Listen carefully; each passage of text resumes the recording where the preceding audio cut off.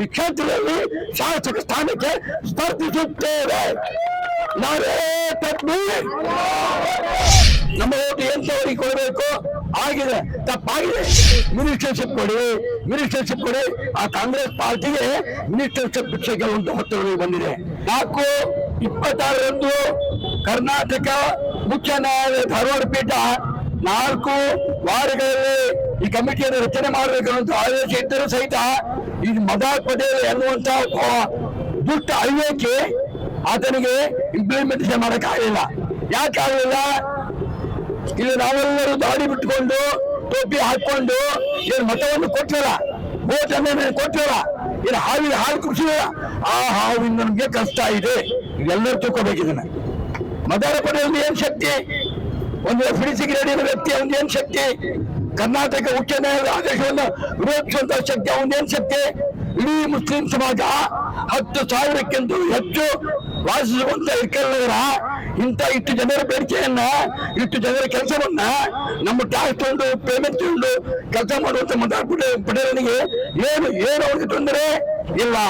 ಇದರ ಹಿಂದೆ ಒಂದು ದುಷ್ಟಶಕ್ತಿಗಳು, ರಾಜಕೀಯ ದುಷ್ಟಶಕ್ತಿಗಳು ಅದನ್ನ ಕೈವಾಡ ಮಾಡ್ತಾ ಇದೆ. ನೀವೆಲ್ಲರೂ ತಿಳ್ಕೋಬೇಕಾದ್ರೆ ನಮ್ಮ ಓಟು ಯಾರಿಗೆ ಕೊಡಬೇಕು, ನಮ್ಮ ಓಟು ಎಂತವರಿಗೆ ಕೊಡಬೇಕು ಆಗಿದೆ, ತಪ್ಪಾಗಿದೆ. ನಮ್ಮ ಹಿರಿಯರು ಹೇಳ್ತಾರೆ, ಏಕ್ ಅಚ್ಚಾ ಮುಸ್ಲಿಂ, ಏಕ್ ಜಾನ್ನೆ ವಾಲಾ ಮುಸ್ಲಿಂ, ಏಕ್ ಹಿ ಹೋಲ್ ಸೆ ದೋ ಬಾರ್ ದಸಾ ನಹೀ ಜಾತಾ. ತಿಳ್ಕೊಳ್ಳಿದ್ದಾರೆ. ಇವತ್ತು ನಾವೇನ್ ಮಾಡ್ತಾ ಇದ್ವಿ? ಪದೇ ಅದೇ ತಪ್ಪು ಮಾಡ್ತಾ ಇದ್ವಿ. ನೀವೆಲ್ಲರೂ ಜಾಗರೂಕರಾಗಬೇಕು. ನಮ್ಮ ಕನ್ವೇದವರು ಮೊನ್ನೆ ಜಾಗೃತ ವೇದಿಕೆ ಕುರಿತು ಒಂದು ಮೊಬೈಲ್ ಅಲ್ಲಿ ಹಾಕಿರುವಾಗ 24 ಗಂಟೆಗಳಲ್ಲಿ 2 ಲಕ್ಷ ಜನರು ರೈತರು 2 ಲಕ್ಷ ಜನರು. ಯುವಕರಿಗೆ ಎಷ್ಟೊಂದು ಆಸಕ್ತಿ ಇದೆ, ಯುವಕರಿಗೆ ಎಷ್ಟೊಂದು ಶೌರ್ಯ ಇದೆ. ಕೇಳಿದರೆ ಕರ್ನಾಟಕ ರಾಜ್ಯದಲ್ಲಿ 80 ಲಕ್ಷ ಜನ ಮುಸ್ಲಿಮರು ಇರೋದು, 80 ಲಕ್ಷ. ಆದರೆ ಶಾಸಕರು ಇರೋದು 9 ಜನರು ಮಾತ್ರ. ಅಂದ್ರೆ 9 ಲಕ್ಷಕ್ಕೆ ಒಬ್ಬ ಶಾಸಕ. ವಿದ್ಯಾವಂತರಿದ್ದೀರ, ಇವತ್ತು ರಾತ್ರಿ ನೀವು ನಿದ್ದೆ ಮಾಡಬಾರ್ದು, ತಿಳ್ಕೊಂಡು ವಿದ್ಯಾವಂತರು.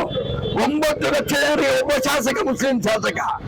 ನಮ್ಮ ಎಲ್ಲ ಧಾರ್ಮಿಕ ಮುಖಂಡರು, ಪಂಡಿತರು, ವಿದ್ವಾಂಸರು, ಮೇಧಾವಿಗಳು, ಮುಸ್ಲಿಮರ ಶ್ರೇಷ್ಠರು, ಜ್ಞಾನವುಳ್ಳವರು ಏನ್ ಹೇಳ್ತಾ ಇದ್ದಾರೆ? ಮಿನಿಸ್ಟರ್ಶಿಪ್ ಕೊಡಿ. ಆ ಕಾಂಗ್ರೆಸ್ ಪಾರ್ಟಿಗೆ ಮಿನಿಸ್ಟರ್ಶಿಪ್ ಭಿಕ್ಷೆ ಗೆಲ್ಲುವಂತ ಹೊತ್ತುಗಳಿಗೆ ಬಂದಿದೆ. ಹೇಳಿ 80 ಲಕ್ಷ ಇರುವಂತ ಮತದಾರರು ನೀವು. ನಿಮ್ಮ ಎಷ್ಟು ಜನ ಶಾಸಕರು ಇರಬೇಕು? ಈ ಮತಕ್ಷೇತ್ರದ ಶಾಸಕ ಆರಿಸಿ ಬಂದಿದ್ದು ಎಷ್ಟು ಸಾವಿರ ಓಟ್ಲಿಂದ? ಈ ಮತಕ್ಷೇತ್ರದ ಶಾಸಕ ಆರಿಸಿ ಬಂದಿದ್ದು 82,000 ಓಟ್ಗಳಿಂದ.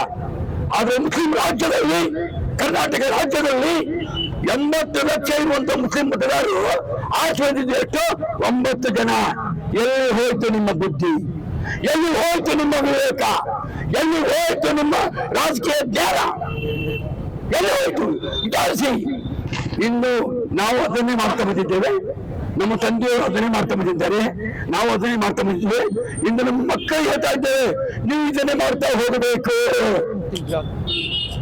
ಗೆಳೆಯರೇ, ಓಟು ಈ ದೇಶದ ಪ್ರಧಾನಮಂತ್ರಿ ನರೇಂದ್ರ ಮೋದಿ ಅವರ ಹೊಟ್ಟಿಗೂ ಅಷ್ಟೇ ಬೆಲೆ ಇದೆ. ಈ ದೇಶದ 2 ಕಣ್ಣಿಲ್ಲದ, 2 ಕಾಲಿಲ್ಲದ, 2 ಕಿವಿಲ್ಲದ ಆ ಅಂಗವಿಕಲನ ಹೊಟ್ಟಿಗೂ ಅಷ್ಟೇ ಬೆಲೆ ಇದೆ. ಗೌರವ ಏನು ನೋಡಿ? ಒಂದು ಮುಸ್ಲಿಮರ ಹೋರಾಟ ಆಗ್ತಾ ಇದೆ, ನೋಡ್ಲಿಕ್ಕೆ 2 ಪೊಲೀಸರು ಕಾಣ್ತಾ ಇಲ್ಲ. ನಿಮಗೆ ಯಾಕೆ? ಇವ್ರೇನು ಮಾಡಿಕೊಳ್ಳಬಲ್ಲವರು?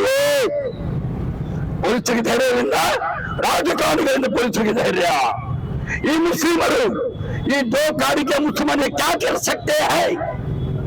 ಕೇಳಿದರೆ ಏನಿಂದ ಹೋರಾಟಕ್ಕೆ ಬೆಲೆ ಇದೆ? ಏನಾದರೂ ಗಲಾಟೆ ಆದರೂ ಹೊಣೆಗಾರ ಯಾರು? ಯೋಚಿಸಿದ್ದನ ಇಲ್ಲ.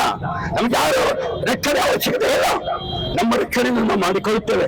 ಆದ್ರೆ ನಿಮ್ಮೆಲ್ಲರೂ ವಿನಂತಿ ಮಾಡ್ತಾ ಇದ್ದೇನೆ, ನೀವೆಲ್ಲರೂ ಹೋರಾಟಕ್ಕೆ ಸಿದ್ಧರಾಗಬೇಕು, ರಾಜಕೀಯದಲ್ಲಿ ಪಾಲ್ಗೊಳ್ಳಬೇಕು, ಶಾಸಕ ಸ್ಥಾನಕ್ಕೆ ನೀವೆಲ್ಲರೂ ಸ್ಪರ್ಧಿಸಬೇಕು.